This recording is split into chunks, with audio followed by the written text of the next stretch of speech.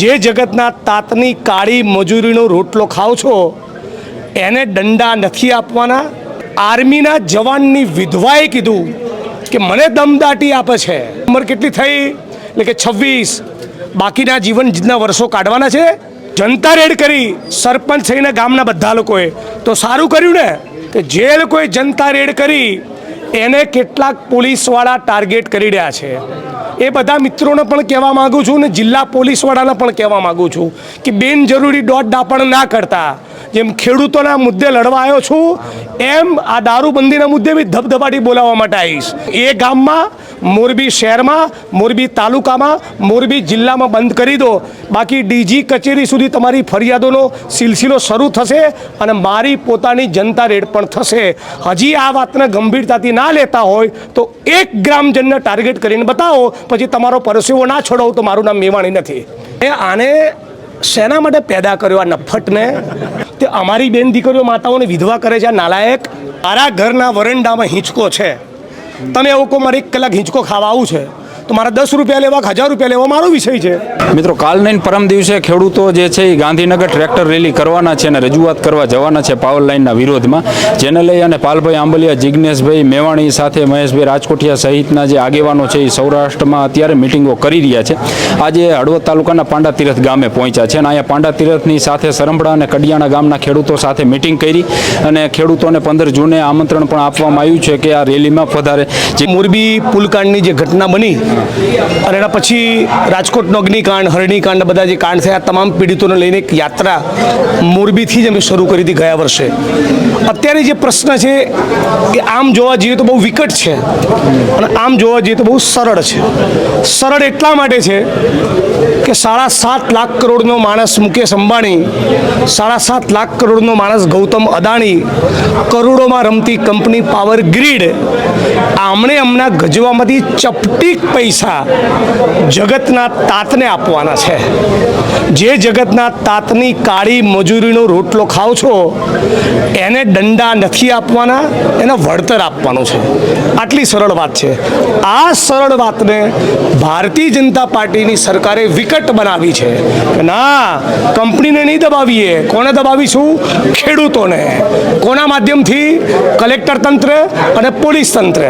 સાપકડા ગયો તો 2 દિવસ પહેલા, આર્મીના જવાનની વિધવાએ કીધું કે મને દમદાટી આપે છે।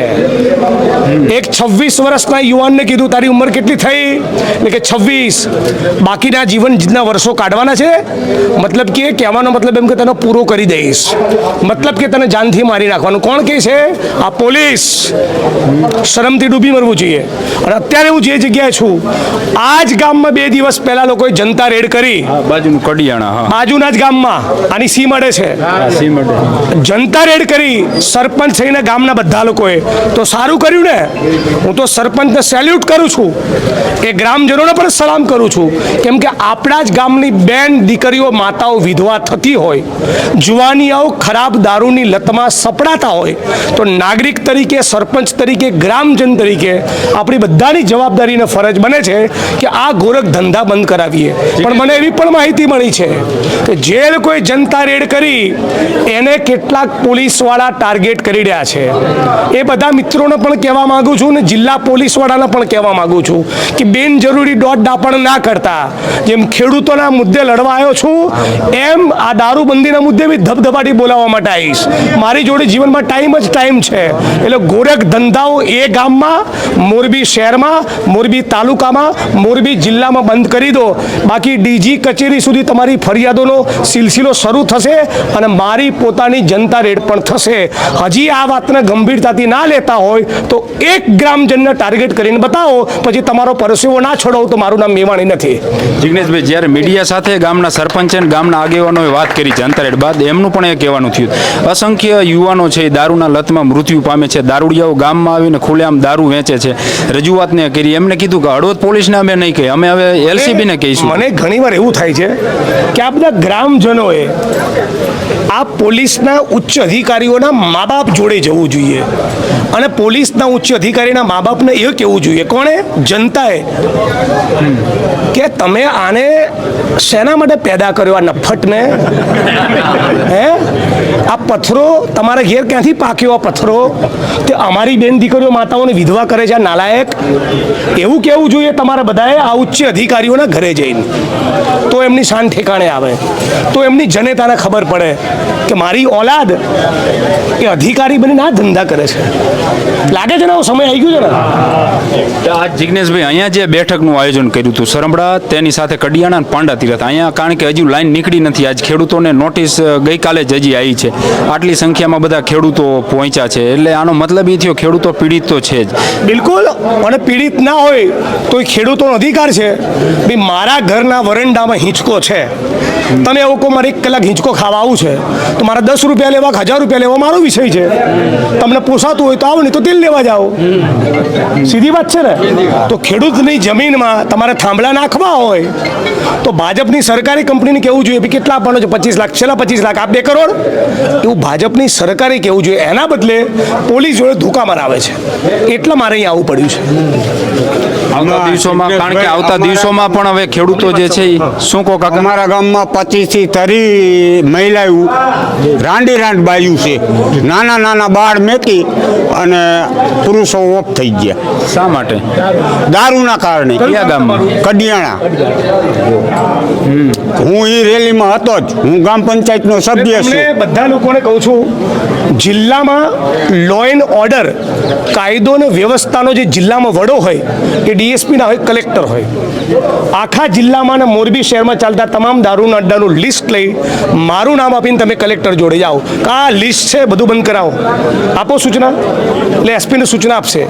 બંધ ના કરાવે એટલે મને જાણ કરજો, હું તમારી પડખે ઊભો છું. ટણી કરે ને તો મને ખાસ કહેજો. આ ટણી કરનારની ટણી ઉતારવામાં મને બહુ આનંદ આવે છે.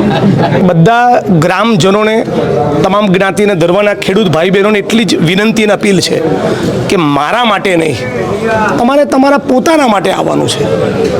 તમને વળતરની યોગ્ય રકમ જોઈતી હોય અને તમારી જમીનમાં આ કંપનીઓ ખોટું ભેલાણ ના કરે એવું ઈચ્છતા હોય, તમારી સાથે પોલીસ મારકૂટ ના કરે, તમારું સન્માન જળવાય, તમારી સાથે યોગ્ય વર્તન થાય અને યોગ્ય વળતર મળે એવું ઈચ્છતા હોય તો ઇન્કલાબ જિંદાબાદ કરવા અમારી જોડે ગાંધીનગર આવજો. સાથે મળીને ભૂપેન્દ્રભાઈને કહીએ કે ખેડૂતો માટે મૃદુ બનજો અને કંપનીઓની સામે મક્કમ બનજો. એક અંતમાં, તમે સાપકડા 2 દિવસ પહેલા આવ્યા હતા, કાલ અમને સાપકડાના ખેડૂતોના ફોન આવ્યા જેનું બાગાયતીનું વળતર નથી આપ્યું, એને તાત્કાલિક ધોરણે ખેડૂતનું વળતર જે છે એ એના ખાતામાં જમા કરી દેવામાં આવ્યું છે. બહુ સરસ. તો આવા મતલબ કે નાક દબાવો તો મોં ખોલે, ચમકાર આપવા પડે. લોકશાહીની ગાડીમાં કાટ લાગી જતો હોય છે એટલે જનતા લડે, પત્રકાર સવાલ પૂછે, મારા જેવા નેતાને ઘેરે તીખો સવાલ પૂછે, અમને દોડતા કરે, અધિકારીને દોડતા કરે, તો લોકતંત્રની ગાડીમાં જે કાટ લાગેલો હોય ને એમાં આંદોલન એ ઓઇલિંગનું કામ કરે. એટલે આ ઓઇલિંગનું કામ કરવાની ગુજરાતમાં જરૂર છે. 30 વર્ષથી ખટારા ગાડી ફેરવ કરીને પત્તર ઠોકી નાખી છે.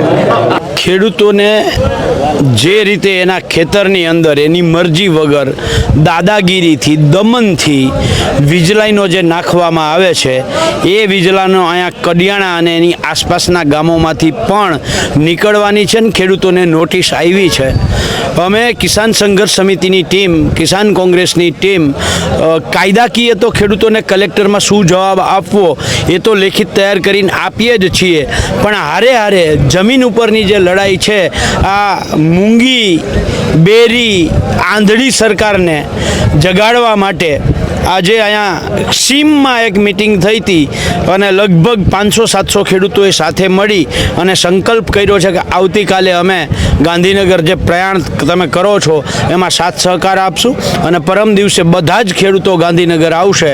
અને મને વિશ્વાસ છે કે 15 જૂને ગુજરાતમાં કોઈએ કલ્પના નહીં કરી હોય એવડી મોટી સંખ્યામાં ખેડૂતો પહોંચશે. અત્યારે ખેડૂતો અમે પહોંચીએ એની પહેલાં સામેથી કહે છે કે 1 જ જૂન 15 જૂન, એટલે આખા ગુજરાતની અંદર 1 જ જૂન 15 જૂન, અને આખા ગુજરાતના ખેડૂતોને પણ આહવાન કરું છું કે 15 તારીખે ગાંધીનગર પધારો.